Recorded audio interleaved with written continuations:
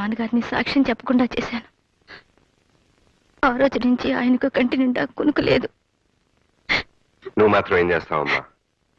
చెల్లి పెళ్లి జరుగుతుందని ఆశపడ్డావు, నమ్మి మోసపోయావు. నా కూతురు పెళ్లి కోసమే అయితే కోర్టులో నేను అలా సాక్ష్యం చెప్పి ఉండేవాడే కాదు. మాస్టర్ చనిపోతూ సాయిరామన్ నాకు అప్పచెప్పారు. అతని పెళ్లి బాధ్యత కూడా నాదేనన్నారు. ఆ బాధ్యతతోనే నా నిజాయితీని పూడ్చిపెట్టారు. అబద్ధం ఆడకపోయినా నిజం చెప్పలేకపోయారు. అందుకే నాలో నేను కుమిలిపోతున్నాను. ఏమైనా సరే ఆ బుచ్చిబాబుని నేరస్తుడిగా నిరూపించాలి. ఎలా అయినా సరే ఈ పెళ్లి జరిపించాలి. ఆ మద్దతు జరిగినప్పుడు మీరు తప్ప ఇంకెవరు లేరా నాన్నగారు? ఉన్నారు. ఏ ప్రయోజనం? వాళ్ళు వాడికి అనుకూలంగా చెప్తారు కానీ మన తరఫున ఎలా చెప్తారు? అసలు ఎవరెవరు ఉన్నారు? డ్రైవరు, వాచ్మన్, కొడుకు ఉన్నారు.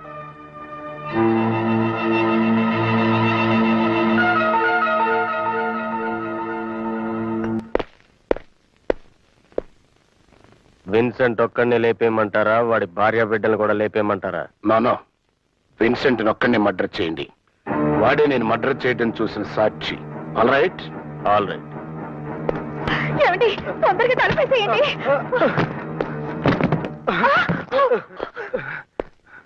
నన్ను చంపద్దు. మా అయ్య గారికి వ్యతిరేకంగా నేను సాక్ష్యం చెప్పను.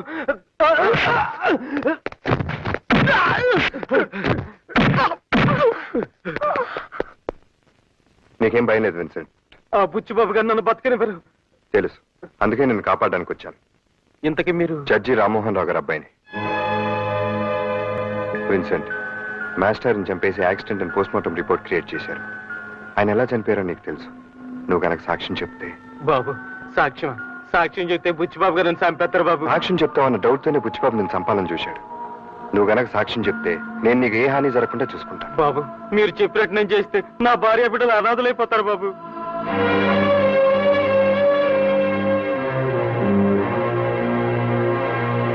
కమిషనర్ గారు, గోపాలకృష్ణ గారి హత్యను యాక్సిడెంట్ అని ఏసీపీ గారు పోస్ట్ మార్టం రిపోర్ట్ సృష్టించారు. అది అబద్ధమని, గోపాలకృష్ణ గారిని బుచ్చిబాబే కాల్చి చంపాడని ఆయన వాచ్మెన్ విన్సెంట్ సాక్ష్యం చెప్పాడు. కాబట్టి ఆ శవాన్ని వెంటనే బయటకు తీసి రీపోస్ట్ మార్టం చేయాల్సిందిగా ఆర్డర్స్ తీసుకొచ్చారు. Mister Madhu, please come in. Good morning sir. Morning. మీరు క్లోజ్ చేసిన గోపాలకృష్ణ గారి కేసుని రీఓపెన్ చేయండి. ఇదిగో రామ్మోహన్ రావు గారి స్టేట్మెంట్. Yes sir.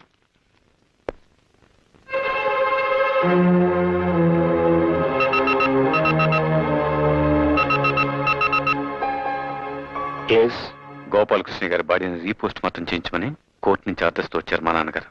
అది యాక్సిడెంట్ కాదు, మీరే షూట్ చేసి చంపారని మీ వాచ్మెన్ విన్సెంట్ సాక్ష్యం ఇచ్చాడు. All right.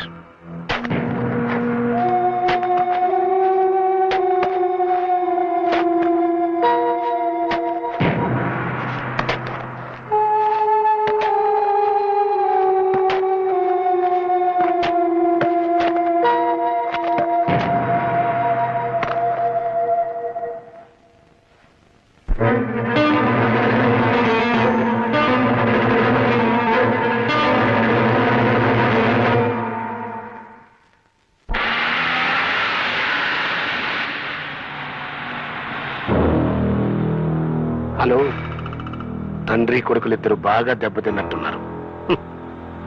న్యాయాన్ని పూడ్చిపెట్టడం అంటే ఏమిటో కళ్ళారా చూశారుగా. ఎస్, జడ్జిగా రిటైర్ అయ్యాం. నన్ను రెచ్చగొట్టి జీవితం నుంచి రిటైర్ కావద్దు.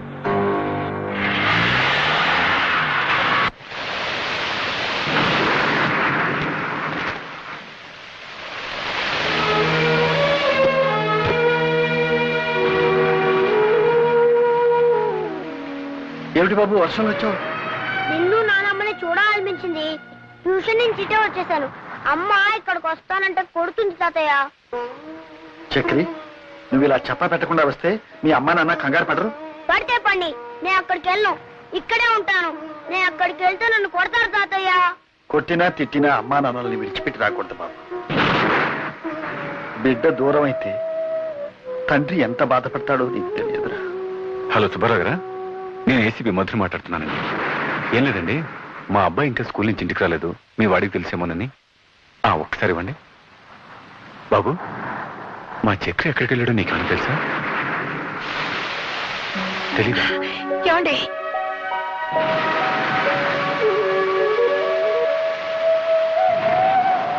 మా బిడ్డను మాకు కాకుండా చేద్దామనా?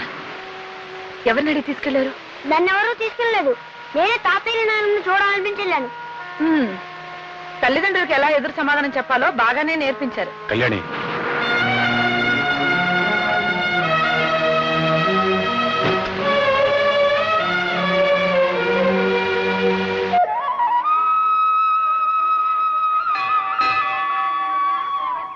రవి, అమ్మా అది గుడి దర్శనం.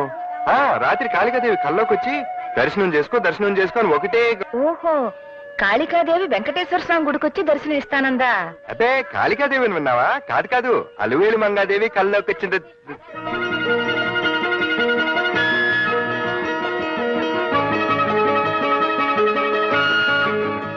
ఏమిటి, అమ్మవారి కల్లో డాన్స్ కూడా నేర్చుకోమందా?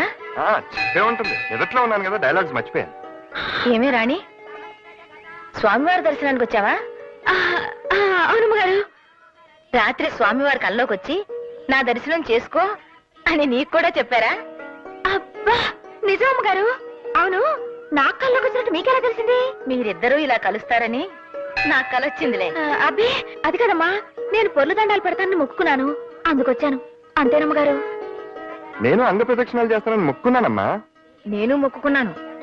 నా కొడుకు రవి, కోడలు రాణి కలిసి నాకు పండంటి మనవణ్ణిస్తే వాణ్ణి ఆడించుకుంటూ ఇక్కడే కూర్చుంటాను అని. అమ్మగారు, నేను నిజంగా దేవుడి దర్శనానికి వచ్చానండి. మీ అబ్బాయి గారు ఎక్కడా, నేనెక్కడా? నా మాట నమ్మండి. మాట్లాడరే అమ్మగారు. అమ్మగారు అని పిలిస్తే నేను పలకను. మరేమని పిలవమంటారండి? అత్తగారు అని పిలు.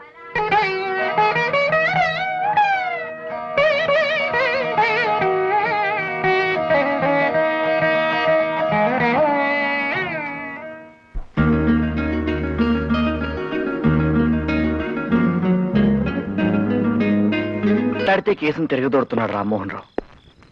సాక్ష్యం ఇస్తాన్న విన్సెంట్ ని లేపేశాం. ఇక మిగిలింది బెనర్జీ ఒక్కడే. ఎస్,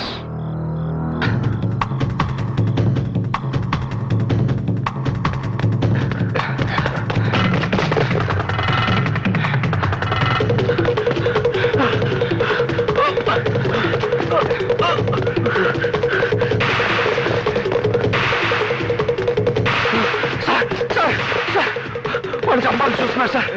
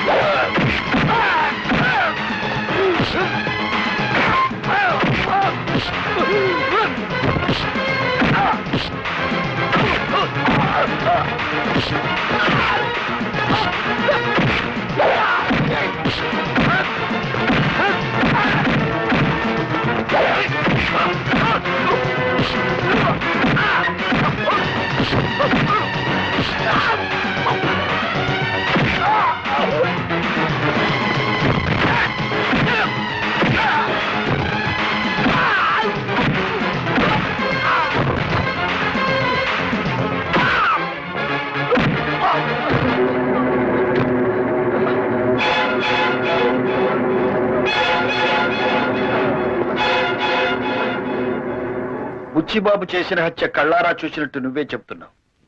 నీకేం భయం లేదు. అదే సాక్ష్యం కోర్టులో చెప్పు. సాక్ష్యం అండి? ఒకవేళ నువ్వు చెప్పపోయిన బుచ్చిబాబు నేను బ్రతకనివాడు తెలుసా? చూడు బెనర్జీ, నీకు నీ భార్యా పిల్లలకి ఏ హాని జరగకుండా నేను చూస్తాను. ధైర్యంగా చెప్పు.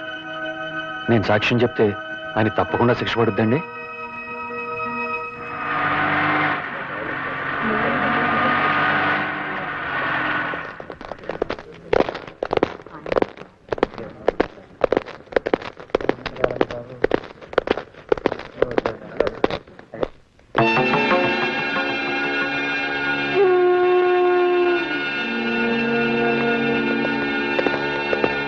మృతుని తరఫున రామ్మోహన్ రావు గారు కోర్టుకు పెట్టుకున్న అర్జీని మంజూరు చేస్తూ ప్రాసిక్యూషన్ తరఫున ఆయన వాదించడానికి యాజ్ ఏ స్పెషల్ కేసుగా కోర్టు పర్మిషన్ ఇస్తూ ఇతర సాక్షుల్ని ప్రవేశపెట్టడానికి అనుమతిస్తోంది.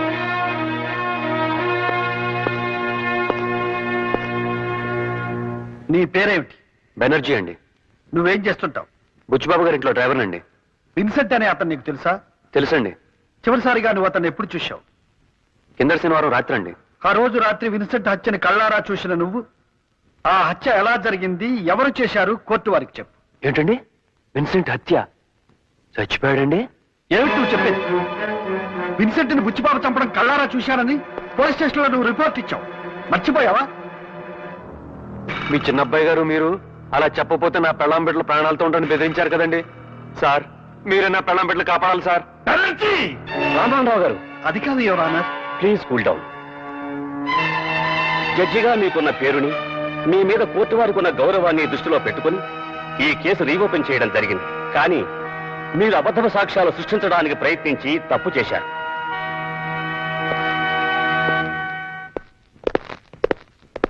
ఏమండే చెల్లిస్తుంటే ఆగరంటే? నా మాట విని ఈ కేసు విత్డ్రా అయిపోండి. ఎస్, నేనేమి హంతకుని కాదండి. నోనో, మీరే పట్టు విడవని విక్రమార్కుల్లాగా నా మీద పగబట్టారు. ఈ కేసును తారుమారు చేయాలని మా డ్రైవర్ని మీ మీదకి ఉసుకెళ్ళిపాను. ఎస్, నేనే. చూడండి, మళ్ళీ ఈ కేసు రీఓపెన్ చేయాలని ప్రయత్నం చేశారనుకోండి, మీకు పిచ్చి పట్టిందని మీ పెద్ద అబ్బాయితోనే సాక్ష్యం చెప్పించి మిమ్మల్ని పిచ్చి ఆసుపత్రిలో తోయించారు.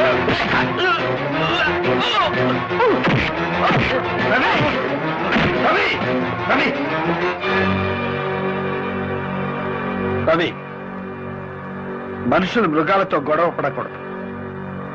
మృగాలను శిక్షించే పద్ధతి వేరే ఉంది. ఎస్,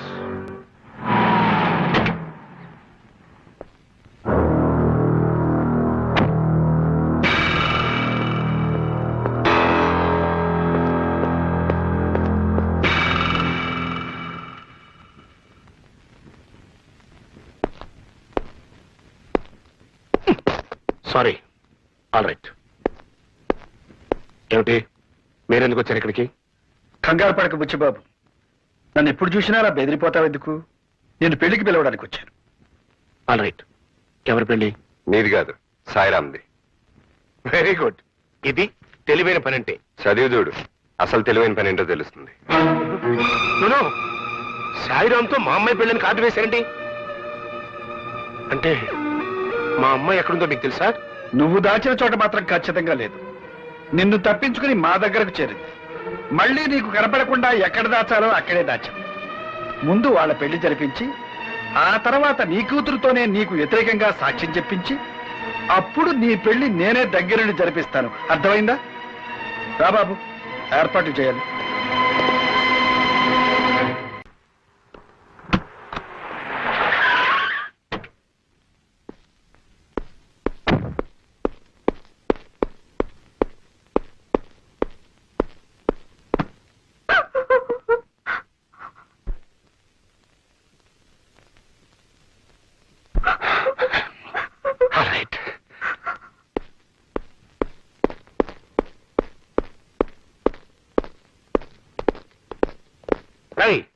ఆ జడ్జి గారు ఏదో ప్లాన్ లో ఉన్నారా? స్వాతితో ఆ సాయిరాం పెళ్లిని శుభలేఖలు అచ్చేసి పంచుతున్నాడు. అమ్మాయి జాగ్రత్త. ఎదుగు బెనర్జీ, వాడి బతుకుంటే మనకి తలనొప్పి తప్పెట్టుగా లేదు. వాడిని తప్పుకొని పెళ్లి చేసుకుని ఉంటుంది ఆ కూతురు. ఎస్, హాస్పిటల్కి వెళ్ళి వాడిని చంపేసి. All right. Please daddy, Sairaman చంపొద్దు డాడీ, ప్లీజ్ డాడీ. అమ్మాయిని తీసుకెళ్ళి. ప్లీజ్ డాడీ, సాయిరామన్ చంపొద్దు డాడీ, సాయిరామన్ చంపొద్దు.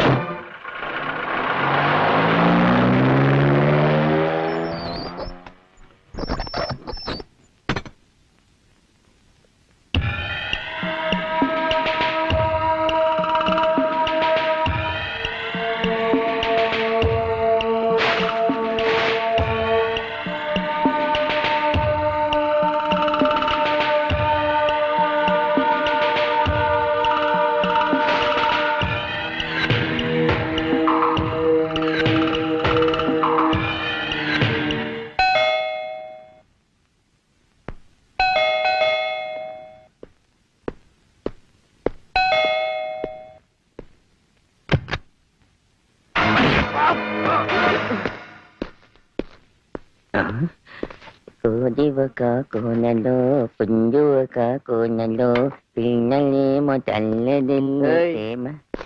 ఏం లేదు కోనలో. ఏంటమ్మా గడ్డంలో పేలు అవి పెంచుకోకూడదురా, ఎప్పటికప్పుడు చంపేయలేదాగా.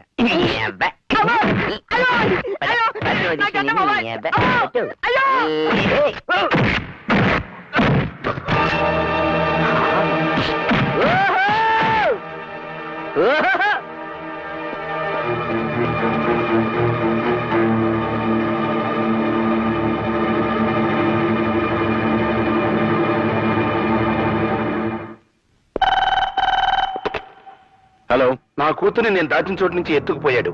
ఎస్, రేపు కోర్టులో నాకు వ్యతిరేకంగా సాక్ష్యం చెప్పిస్తాడట మీ నాన్న.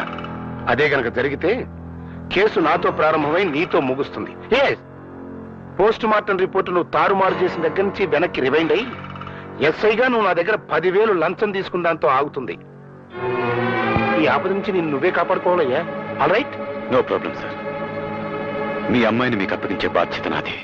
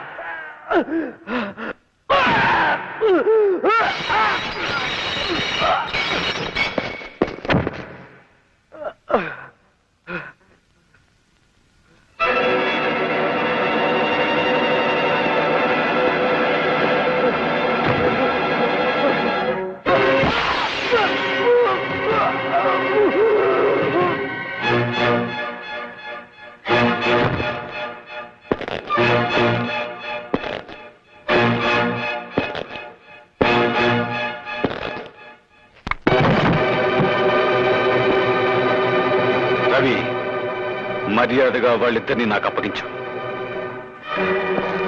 అప్పగించను. నీకే చెప్పేది. నాకేం చెప్పక్కర్లా, కోర్టులో చూసుకుందాం. ఏంట్రా కోర్టులో చూసుకునేది? ఆ?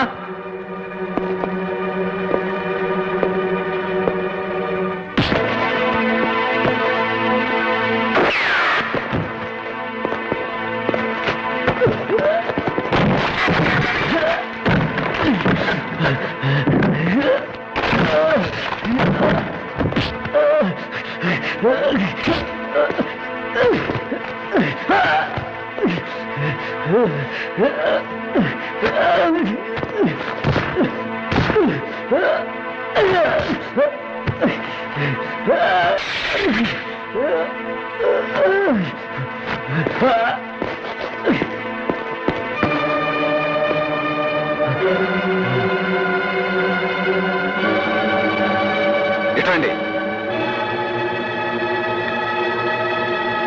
మిమ్మల్ని? నేను బ్రతికుండగా వాళ్ళని తీసుకెళ్ళలేను. నిన్ను చంపి తీసుకెళ్ళమంటావా? చంపుతావా? చంపు, చంపు, దమ్మంటే చంపు.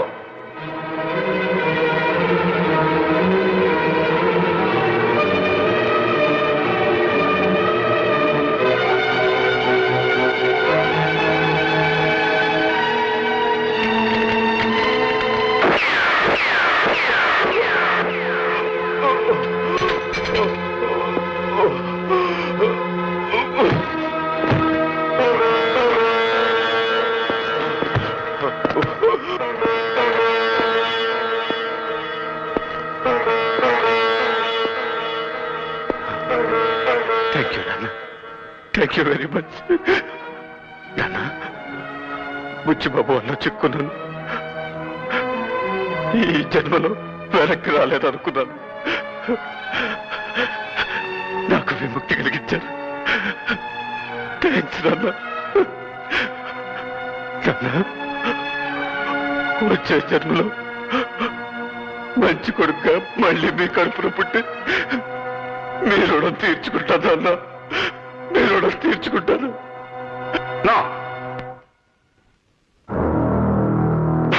నాను, ఒక్క సాయిరామ్ గడి మర్డర్తో పోవాల్సింది ఎన్ని మర్డర్లు చేయాల్సి వస్తుందో. ఆల్ రైట్, ఏం చేస్తాం? నా పరువు కాపాడుకోవడం కోసం ఎన్ని మర్డర్లైనా చేస్తాను.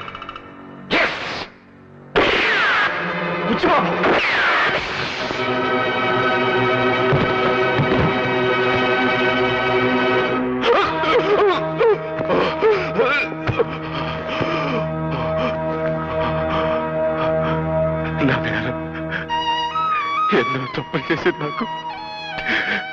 చివరి క్షణంలో ఈ మంచి పని చేశానన్న తృప్తి మిగిలింది.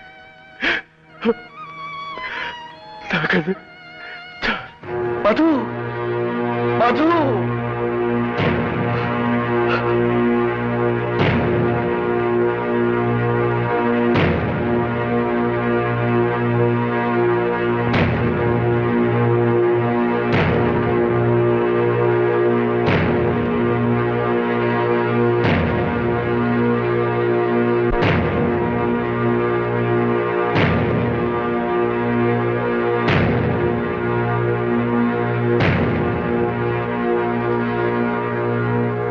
ఎన్నో క్లిష్టమైన కోర్టు వ్యవహారాలలో న్యాయమైన తీర్పులు చెప్పిన మాజీ న్యాయమూర్తిని.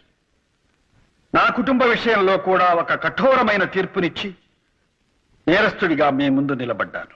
ఒక బిడ్డను నా కళ్ళ ముందే పోలీసుల చేత కాల్పించి చంపించాను. ఇంకో బిడ్డను నా చేతులతో నేనే కాల్చి చంపాను.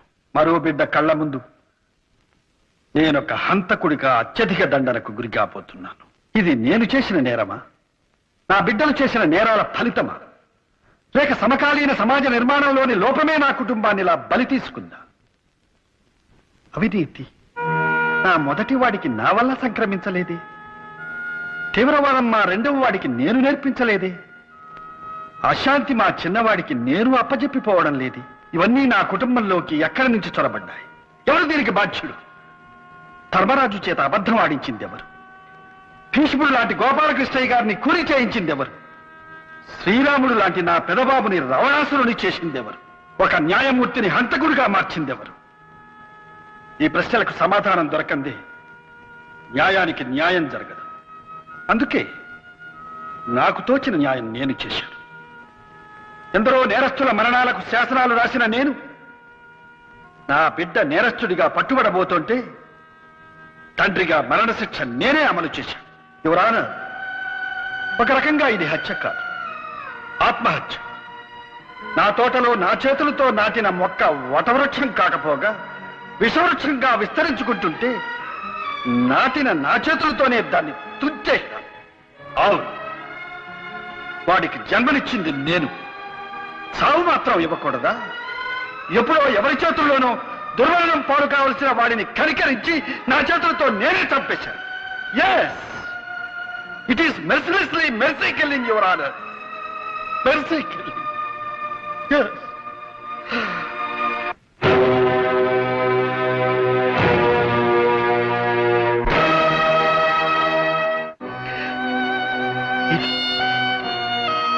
ఏ పుస్తకాలలోనూ ఉండకూడని తీర్పు, ఏ తండ్రి ఇవ్వకూడని తీర్పు, ఈ తండ్రికి పుత్రశోకాన్ని మాత్రమే మిగిల్చిన తీర్పు. యువరానా, ఒక్కసారి ఆలోచించండి, అందరూ ఆలోచించండి. కలుషితమైపోయిన ఈ వాతావరణంలో ఈ వ్యవస్థ ఇలాగే కొనసాగితే ప్రతి కొడుకు దుర్మార్గుడిగా మారే అవకాశం ఉంది. అప్పుడు ప్రతి తండ్రి ఇలాంటి తీర్పే ఇవ్వాల్సి ఉంటుంది.